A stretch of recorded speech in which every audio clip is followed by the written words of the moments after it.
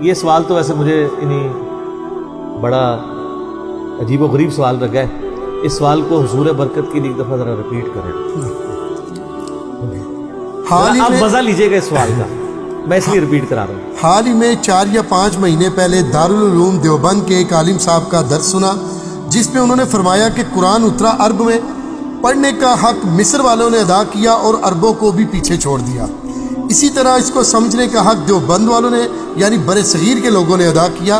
آپ کا کیا خیال؟ اور اس کے ساتھ ایڈ کر دیں اور شیطان کو بھی پیچھے چھوڑ دیا. اور شیطان کو بھی پیچھے چھوڑ دیا. ٹھیک ہے, عربیوں کو پیچھے نہیں چھوڑا. ٹھیک. میں یہ پوچھتا ہوں کہ اگر آپ یہی دعویٰ ذرا بریلویوں کے سامنے رکھ لیں, جی مجھ سے تو پوچھنے کی ضرورت نہیں ہے. اس وقت امام حنیفہ رحمہ اللہ کے جو 2 جائز علمی بیٹے ہیں, حنفی بریلوی اور حنفی دیوبندی, جی 2 ہیں نا دونوں بیٹے جو ہیں نا جائز ہی ہیں نا دونوں. یہ لانا بات ہے کہ دونوں ایک دوسرے کو ناجائز اولاد کہتے ہیں, جی لیکن ہم دونوں کو جائز اولاد ہی سمجھتے ہیں کیونکہ دونوں کے کارنامے ایک جیسے ہیں. یہ میں اگر مقدمہ جو بند کر رکھ دوں بریلویوں کے سامنے کہ سر یہ بتائیں کہ یہ جو انہوں نے کہا کہ جی وہ قرآن نازل تو عرب میں ہوا, پڑھنے کا حق مصر والوں نے ادا کیا, اور جو اس کو سمجھنے کا حق ہے وہ اہل دیوبند نے ادا کیا. ٹھیک ہے, تو کیا بریلوی, جب میں یہ سوال ان کے سامنے رکھوں گا بریلویوں کے سامنے, تو وہ ماشاءاللہ کہیں گے ہاں بالکل ٹھیک کہہ رہے ہو.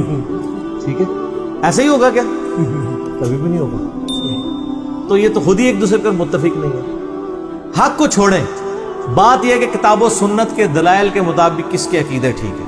تو میں تو بڑی دفعہ کہہ چکا ہوں کہ علماء دیوبند نے جو اپنے عقیدے المحند اور المفند میں 35 علماء دیوبند کے سائن کے ساتھ انکلوڈنگ اشرف علی تھانوی صاحب جو 1906 کے اندر کتاب لکھی ہے حسام الحرمین کے مقابلے پہ, اس کے اندر جو انہوں نے عقیدے لکھے ہیں ان عقیدوں کو کتاب و سنت سے ثابت کریں.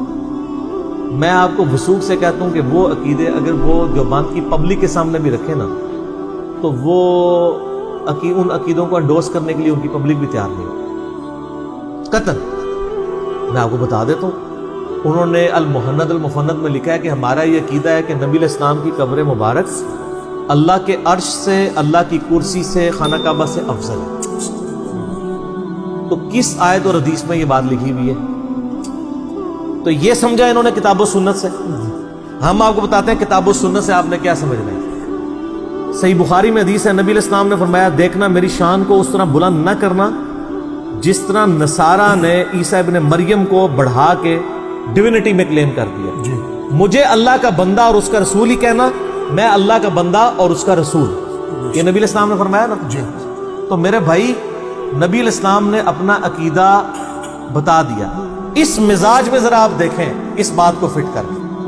پھر بخاری اور مسلم دونوں میں حدیث ہے, نبی علیہ السلام نے اپنی وفات کے دنوں میں اما عائشہ کہتی ہیں کہ آپ صلی اللہ علیہ وآلہ وسلم اپنے مبارک چہرے سے درد کی تکلیف کی وجہ سے چادر ہٹاتے تھے, پھر ایک پانی کا برتن تھا جسے گیلا ہاتھ پھیر کے اپنے جسم پہ پھیرتے تھے اور کہتے تھے لعن اللہ یہود والنصارى اتخذوا قبور انبیاء مساجدا, اللہ کی لعنت ہو یہود و نصارہ پر جنہوں نے نبیوں کی قبروں کو سجدہ گاہ بنا لیا تھا. اور الموطا امام مالک میں موجود ہے, نبی علیہ السلام دعا کرتے تھے اے اللہ میری قبر کو سجدہ گاہ نہ بننے دینا.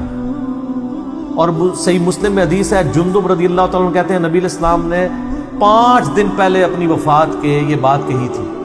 5 دن پہلے آپ صلی اللہ علیہ وآلہ وسلم نے 5 دن پہلے فرمایا تھا کہ دیکھنا تم سے اگلے لوگوں میں سے جب کوئی نیک بندہ مر جاتا تھا تو وہ اس کی قبر کو سجدہ گاہ بنا لیتے تھے اور اس پہ سجدے کرنا شروع کر دیتے تھے, دیکھنا تم میری قبر کو سجدہ گاہ نہ بنا. جی یعنی یہ نبی صلی اللہ علیہ وآلہ وسلم کا میں آپ کو مزاج سمجھا رہا ہوں, آپ صلی اللہ علیہ وآلہ وسلم امت کو کیسی خیر خواہی فرما رہے ہیں. اور جو بخاری مسلم میں حدیث ہے کہ نبی صلی اللہ علیہ وآلہ وسلم نے اپنی وفات کے دنوں میں چہرہ مبارک سے چادر ہٹا کے بار بار ایک چیز ارشاد فرمائی.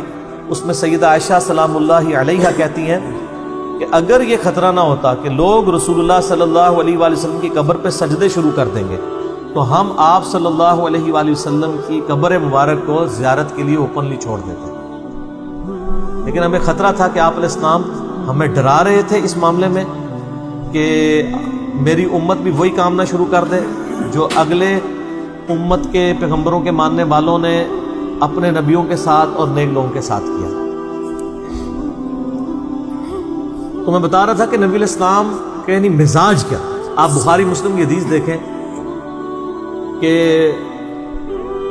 سیدہ عائشہ کہتی ہے کہ ام سلمہ سلام اللہ علیہا اور ام حبیبہ سلام اللہ علیہا حضور کی 2 بیویاں حضور کی وفات کے دنوں میں آپس میں بات کر رہی تھی کہ جب ہم روم گئے تھے تو ہم نے وہاں پہ حبشہ میں ایک گرجا دیکھا تھا ماریا نام کا, جہاں پہ تصویریں لٹکی ہوئی تھیں اور قبروں کے اوپر. تو نبی علیہ السلام نے فرمایا کہ ہاں ان لوگوں میں یہی تو خرابی تھی, جب ان کا کوئی نیک بندہ یا نبی فوت ہو جاتا تھا اس کی قبر کے اوپر وہ باقاعدہ طور پہ سجدہ گاہ بنا لیتے تھے, وہاں پہ تصویریں لٹکا لیتے تھے. یہ بدترین مخلوق کے طور پر قیامت دن اٹھائے جائیں گے. اتنی حدیثوں کو ذرا ذہن میں رکھتے ہوئے مجھے یہ بتائیں کہ المحند میں یہ جو بیٹھ کے انہوں نے یہ کہتے ہیں ہم نے قرآن سب سے زیادہ سمجھا ہے, کیا نبی علیہ السلام اس عقیدے کو انڈورس کریں گے کہ کوئی شخص کہے کہ نبی علیہ السلام کی قبر مبارک اللہ کے عرش سے اور کرسی سے اور خانہ کعبہ سے افضل ہے؟ کبھی بھی. آپ ایک چیز جعلی خود بناتے ہیں اور جب کوئی بندہ آپ سے پوچھتا ہے آپ کہتے ہیں جی آپ نبی کے گستاخ ہیں. وہی قانون جو بریلوی دیوبندیوں پہ لگاتے تھے وہ پھر ہمارے پہ لگانا شروع کر دیتے ہیں. گستاخ تو آپ لوگ ہیں کہ آپ نے دین میں خود سے چیزیں داخل کر دی ہیں. پھر المحند المفند کے اندر انہوں نے لکھا ہے کہ ہم بزرگوں کے سینوں اور قبروں سے جائز طریقے سے فیض لینے کے قائل ہیں. یہ اسی طریقے سے ہم گٹر کے پانی سے جائز طریقے سے وضو کرنے کے قائل ہیں. گٹر کے پانی سے وضو نہیں ہوتا. قبروں اور سینوں سے فیض کا طریقہ کون سا ہوتا ہے؟ نبی علیہ السلام نے تو سینے سے کبھی فیض نہیں دیا. آپ نے جس کو پڑھایا وہ پڑھا کے فیض دیا. یہ تو نہیں کیا کہ میرے ساتھ جفی مار پورا علم ٹرانسفر. کوئی صحابہ صوفہ کی ضرورت نہیں ہے. قبروں سے جائز طریقے سے فیض, قبر سے فیض لیا نہیں جاتا, قبر کو فیض دیا جاتا ہے کہ آپ کسی قبر پہ جا کے اس کے لیے دعا کرتے ہیں. یہی باتیں جب بریلوی کرتے ہیں کہتے ہیں مشرک ہیں, جب اپنے بزرگ کرتے ہیں کہتے ہیں معرفت کی بات ہے. المحند المفند لکھ کے انہوں نے امت پہ احسان کیا ہے. یہ بتائیں اس کے عقیدے کہاں قرآن و سنت سے ثابت ہے؟ تو یہ بالکل ان کے جذباتی جملے ہیں کہ جی وہ قرآن عرب میں نازل ہوا, پڑھنے کا حق مصر والوں نے ادا کیا, سمجھنے کا حق انہوں نے ادا کیا. سر اس طرح کوئی نہیں ہوتا. قرآن عرب میں اترا, اس کے بعد پڑھنے کا حق سمجھنے کا حق انہوں نے ادا کیا جنہوں نے کیا, چاہے وہ عربی تھے یا اجمی تھے. جی اس سے کوئی فرق نہیں پتہ لگتا جب تک کوئی بندہ پریکٹیکلی اس طرح کر کے نہ بتائے.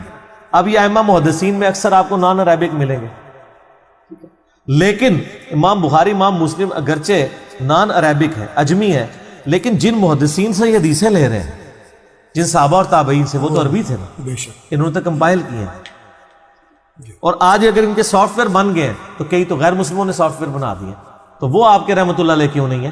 یہ پرنٹنگ مشین جس کے اوپر آپ کا قرآن اور حدیث کی کتابیں چھپ رہی ہیں, یہ کسی بزرگ رحمۃ اللہ علیہ نے پرنٹنگ مشین بنائی ہے؟